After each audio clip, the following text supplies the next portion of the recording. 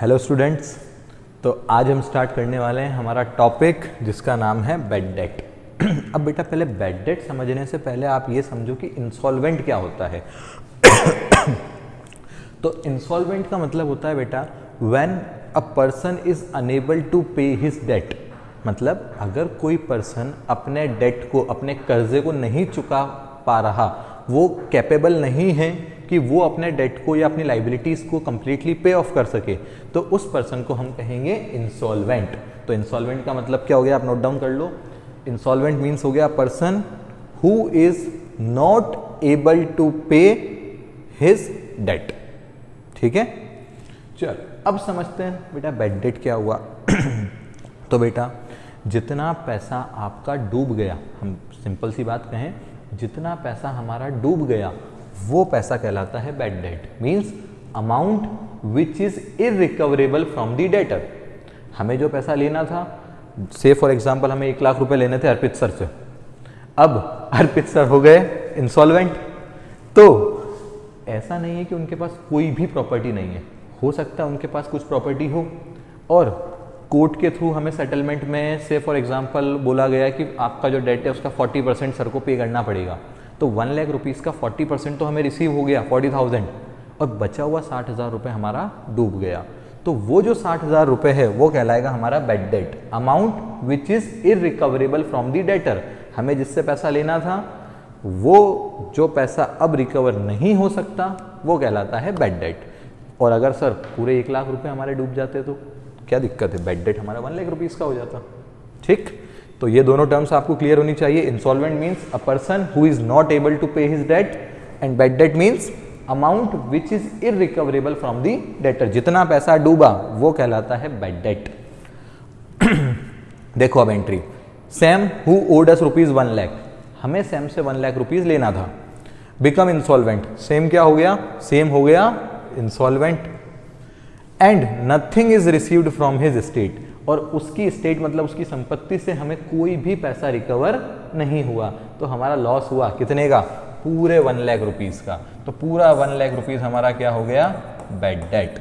और बेटा bad debt हमारा लॉस है, debit all the expenses and losses. तो बैड डेट को हम कर देंगे डेबिट। और कितना बैड डेट हुआ, पूरे 1 लाख रुपीज़ का। तो एंट्री बन जाएगी हमारी bad debt account debit 1 lakh rupees, और ये पैसा किससे लेना था हमें, सैम से। तो सैम का अकाउंट हो जाएगा यहाँ पे क्रेडिट। तो फाइनल एंट्री हमारी बन के आती है bad debt account debit to Sam 1 lakh rupees. देखो नेक्स्ट एंट्री देखो, तन्मय हु ओड अस ₹1,50,000। तन्मय से हमें लेने थे 150, बिकम इंसॉल्वेंट। तन्मय अब अपने डेट को पे करने में कैपेबल नहीं है।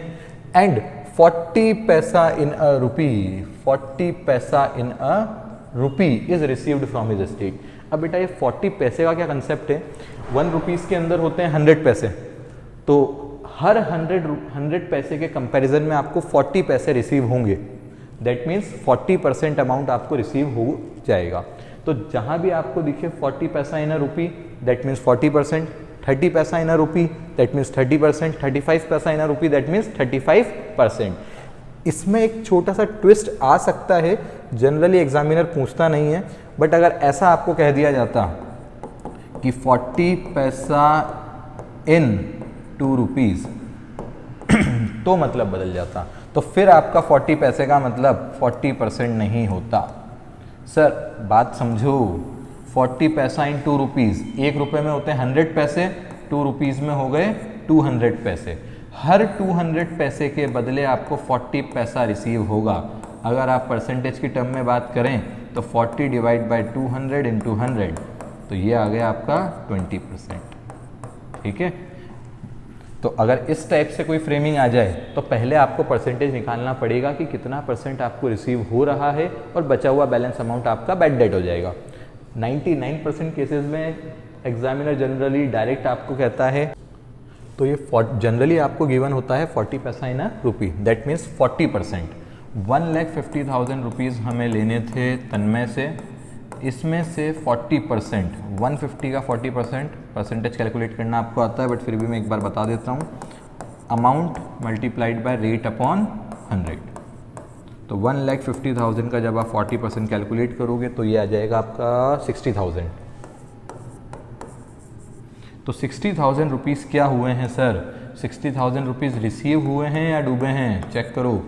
इज़ रिसीव्ड, 40% रिसीव हुआ, तो इसके लिए आप वर्ड यूज़ करोगे इधर कैश और बैंक। और बैलेंस अमाउंट कितना है? 1,50,000 में से 60,000 रिसीव हो गए, तो बैलेंस अमाउंट जो है वो है 90,000 रुपीज़ का, वो हमारा हो गया बैड डेट। ठीक है। अब पेमेंट के लिए आपको कुछ भी नहीं कहा गया, तो हम फिर बैंक वर्ड यूज़ नहीं करेंगे, हम यूज़ करेंगे cash account.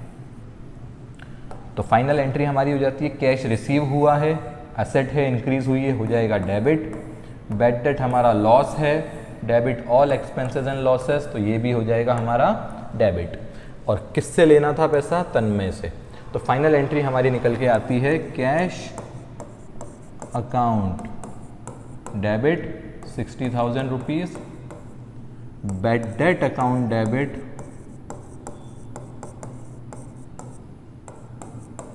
90,000 rupees to Tanmay account 1,50,000 rupees. ठीक है, तो ये एंट्री आपकी बहुत इंपॉर्टेंट है। नेक्स्ट देखो अब वैसे सेम एंट्री है। Aman who owed us rupees 2 lakh become insolvent and 35 paisa in a rupees received. 35 पैसा मीन्स हो गया 35%। 2 लाख रुपीज़ हमें लेने थे अमन से, इसका 35% हो जाएगा 70,000। तो 70,000 आपको हुआ है रिसीव थ्रू चेक, तो यहाँ पे कैश वर्ड ये ना यूज़ करके हम क्या वर्ड यूज़ करेंगे? Bank account. अब 2 लाख रुपीज़ में से 70,000 हमें रिसीव हो गया, दैट मीन्स बैलेंस जो अमाउंट है 1,30,000 का, वो हमारा हो जाएगा बैड डेट।